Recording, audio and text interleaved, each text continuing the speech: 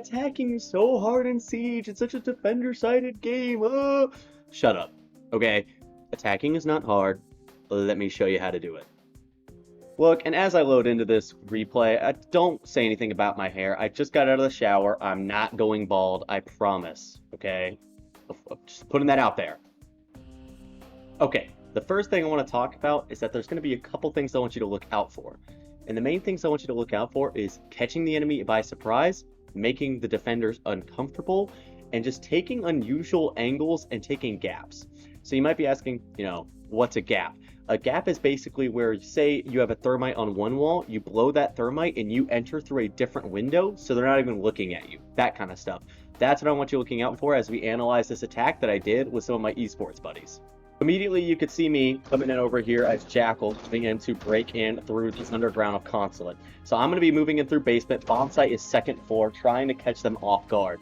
Then you can see the rest of us swarming around over here, trying to get angles, trying to get inside. You have Buck coming up here to try to get a skylight view. And you might be wondering, where's the fifth guy? The fifth guy's doing what he should be doing, and that was droning. He was droning in, seeing where people were, trying to get as much intel as possible. So I'm already inside the building. I'm downstairs. I'm clearing it out, making sure no roamers are down there as Jackal. Then we have Buck still grabbing this angle, and now we have Thermite blowing this wall. So already you can see how we have multiple different things happening at once, right? So you have someone downstairs, someone blowing that wall, two people upstairs. The enemy team already doesn't know where we are, okay? So you have so much stuff happening, you're not concentrating in one area. That's a super big mistake that makes you super liable, because you're all in one area. That gives the enemy such an easy way to figure out where you are, and then they can just focus their fire and focus their abilities on your direction. That's what we want to avoid, okay? So as we continue to watch, boom, that wall's broken. So now you have defender number 1 over here looking at that, okay? He's lost. You have one playing admin, and then you have these 3 suckers down here. And so he blew that wall open and he's looping around. So that's our buddy Valkyrie, who just got absolutely murked. He just got shot from Skylight. So exactly, we just picked one off. Now we're just gonna keep watching. So here's our first mistake that I believe we made, right? So we have some pretty good players on this team, we have some diamonds and that kind of thing. And my buddy Blyja here, he dropped hatch. That's a little bit ballsy in still a 5v4 situation, right? So he dropped hatch, and what happened right here is he got hit by a Legion Mine, and he got killed, right? So that was not a good play on his part. He is a way better player than me, okay? I'm just saying, objectively. Continue watching. Then we get into guy number 2. Guy number 2 is Legion, and so what is about to happen? Oh, what's that? Legion is blind. What's about to happen is what's called a refrag. A refrag is when if your teammate dies, you kill the guy who got your teammate, so it's still even. If you're in a 4v4 and your teammate gets killed and then you kill the other guy, now a 3v3. That's good. We want refrags. You don't want to let somebody kill your teammate and then get away. That's a bad thing. Boom, good refrag. And then now, as you can see, he's coming down this side. I'm still working my way up yellow. We're not making any comms. I have no idea what's going on up here. And so now we have all 3 in sight, right? And they just picked off another one of our guys. So let's go look at that. So this is, I think, where just Neb, my buddy, just lost his gunfight. He was shooting, and he just lost his gunfight. That was not his fault. He didn't have, a bad angle. He wasn't doing anything reckless. Just lost his gunfight. Stuff happens. So now we're back into 3v3. I'm making my way up yellow, seeing what's going on. I Jackal ping somebody. I believe I Jackal... Yeah, I get Wamai. So I track Wamai. Boom, we just got another pick. Thermite, if we rotate around here. Now we got Thermite's POV. And what's he doing? He's droning. W, that is the only thing that makes you able to attack in Rainbow Six Siege, is drone. Oh! Okay, I did not even know he got that kind of nasty kill.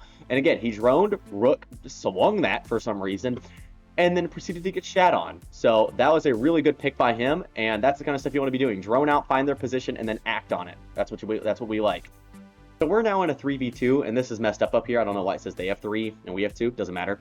But usually when you have more people, you want to play more passive because you have the advantage, right? However, as an attacker, you're constricted by time. So you have to play aggressive to a certain degree. So we're still picking out these angles. I have Wamai over here, and my buddy is currently facing off against Frost. So Wamai, we're fighting through this doorway, and then we come around for this other angle. And what happens here is I swing him, and he swings me at the same time. Boom! And we actually kill each other. So we traded. That's fine, because now my teammate's in a 2v1, which is great, right? We can swing 2 different angles. He's looking at nothing. Thermite is currently droning him out. Boom, location spotted, we're chilling. So Thermite knows where he is, and he's going to act on that information. He relays that information to his buddy Gridlock, and now Gridlock's going to move in. So now we have 2 rushing in sight, and now they're going to basically corner this guy off, get a plant off. So yep, he's planting, and he's holding him off. Frost is going for a rotate. That's really smart, trying to get the diffuser to stop, but it's too late, you know? It's late. It's where he's done for. Now they just got to hold diffuser, and they win. So Frost keeps trying to move up. He's going to try to keep pressure on him, which is smart. And I think he actually kills. Never mind. No, he doesn't. And, you know, Frost just loses his gunfight. So let's go over a quick recap of what I would take away from that round. What I would take away from that is positioning, callouts, droning, and taking gaps are the biggest things you can do on attack. You drone them out, you find out where they are, you act on that information. You relay that information to your team. Then your teammates can swing from another direction, and then you guys can team up on that one defender. You want to isolate them, and you want to make them uncomfortable. And when I say uncomfortable, is you don't want them sitting back inside, just sipping on a martini, relaxing. You want them being like, oh crap, where are they coming from? Do I look left? Do I look right? Where am I going? That's what you want from them, and that's what you should strive to do with your team. So that's a couple things that I would do if I was a brand new player and I was trying to get better at attack, is I would coordinate with your teammates, because that's the only way you're winning, right? Unless you're playing some absolute shitters, you are not going to just frag out and everybody do their own thing and kill them, right? You're going to have to come in with a strategy. You're going to have to come in with a hard breacher. Then you're going to need a backwatch like Nomad or Gridlock. Then you need some push players like Buck or Ash or Jackal. Then you need a flex player like Thatcher or Shield or something like that. You're going to want to pick operators and things depending on the situation with your team. Teamwork is the #1 thing when it comes to attack, and that's what I want you to take away from this.